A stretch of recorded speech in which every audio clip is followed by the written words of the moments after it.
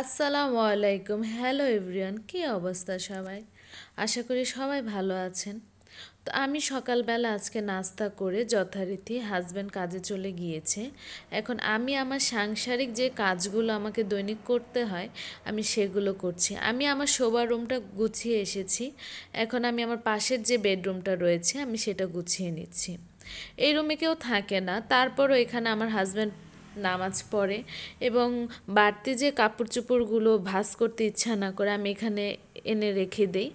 পরবর্তীতে আমি সেগুলো করি। এখানে জায়নামাজ 4টা জায়নামাজ নামানো।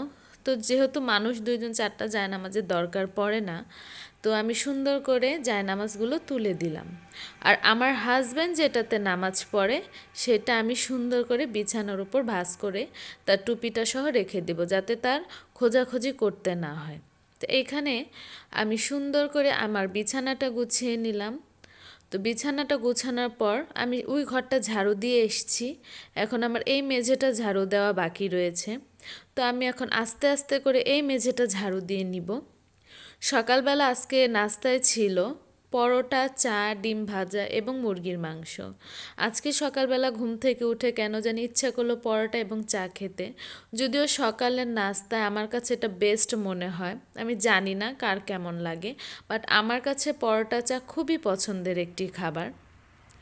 আমার হাজব্যান্ড যদিও সাদা রুটিটা প্রেফার করে, বাট আমার কাছে মনে হয় যে পরোটা চা বেস্ট। তো এই যে এই রুমটা আমার খাবারের রুম, এটা আমি দৈনিক আসলে ক্লিন করি না, মানে ঝাড়ু দেই দৈনিক, কিন্তু মোছা হয় না দৈনিক আমার এটা। তো এই যে এটা আমি সুন্দর করে ঝাড়ু নিয়ে নিচ্ছি, কারণ এটা আজকে আমি সুন্দর করে মুছে নিব। এই রুমে যেহেতু আমি আসি না, আমি আমার শোবার ঘরে বা ড্রয়িং রুমে বসেই খাওয়া দাওয়া করে ফেলি। এই রুমে আমার খুব কমই আসা হয়, তাই এই জন্য দৈনিক এটা ক্লিন করা হয় না, ঝাড়ু দিয়ে রাখি, মুছি না। তো আজকে আমি এটা সুন্দর করে মুছে নিব। তো দেখলাম জানালা দিয়ে একটু ধুলাবালি হয়েছে। তো এখানে আমি সুন্দর করে এই রুমটা ঝাড়ু দিয়ে নিয়ে আমার ড্রয়িং রুমটা আজকে সেভাবে গোছানোর মতো কিছু নেই, কারণ সকাল থেকে আজকে আমি বিছানায় ছিলাম। আর আমার হাজব্যান্ড যেহেতু অনেক রাতে এসছে, সে আর এখানে বসার সুযোগ পায়নি। তো উপরে উপরে একটু পরিষ্কার করে নিয়ে আমি এখন এই ড্রয়িং রুমটাও ঝাড়ু দিয়ে ফেলবো। ড্রয়িং রুমটা ঝাড়ু দেওয়ার পরে আমি সবগুলো ময়লা উঠিয়ে নিয়ে অন্যান্য কাজে চলে যাব। এই যে আমার ড্রয়িং রুমটা পরিষ্কার করা হয়ে গিয়েছে এবং সব কিছু ক্লিন হয়ে গিয়েছে। তো এখন আমি অন্যান্য কাজ বলতে, যেমন আমার রান্নাঘরটা ঝাড়ু দিয়ে নিব। রান্নাঘরটা ঝাড়ু দিয়ে নিয়ে এসে ময়লাগুলো তুলে এখন আমি চলে গেলাম থালা বাসন ধুতে।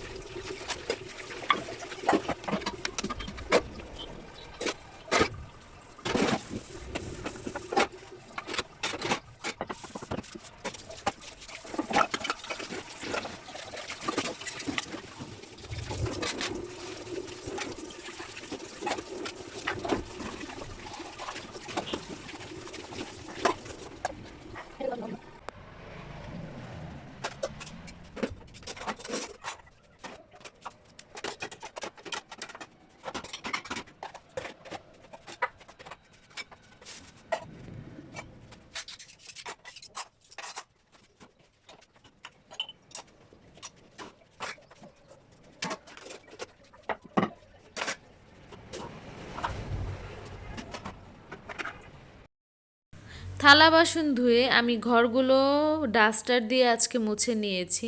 আজকে হাতে মোছার মতো এনার্জি আমার ছিল না, কারণ অনেকগুলো কাপড় ধুতে হবে। এই যে আমার ঘরটা কি সুন্দর লাগছে তাই না? রুম ক্লিন করার পরে রুম আসলেই দেখতে অনেক সুন্দর লাগে। তো চলুন রান্নাঘরে রান্না করতে যাই।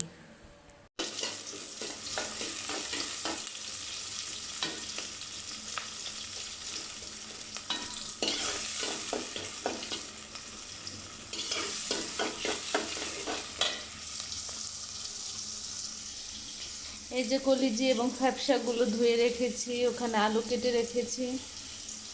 তো কালকের অনেকগুলো তরকারি আছে, তাই আজকে আর ওই সেরকমভাবে কিছু রান্না করলাম না, একটা তরকারি রান্না করব।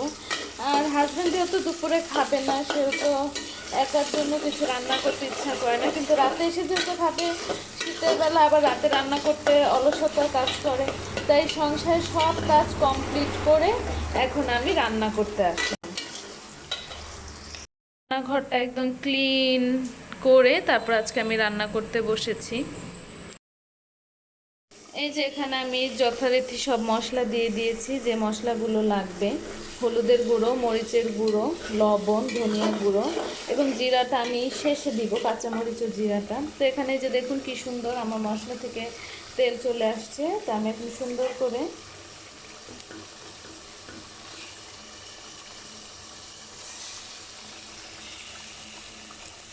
এগুলো দিয়ে দিলাম।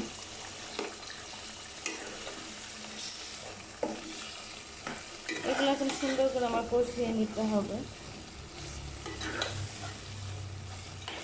অনেকে সিদ্ধ করে নেয়, আমার কাছে মনে হয় সিদ্ধ করার চাইতে আমি এইভাবেই রান্না করে খাই, আমাদের কাছে ভালো লাগে।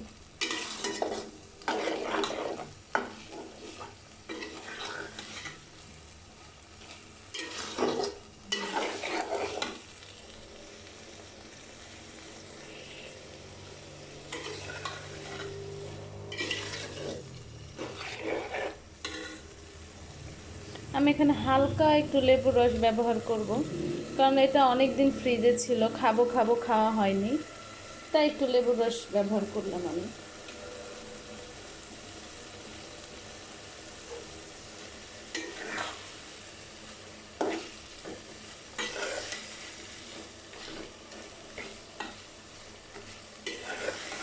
এখন এটা আমি সুন্দর করে কষিয়ে নিব। এখানে আমি কোনো পানি ব্যবহার করব না।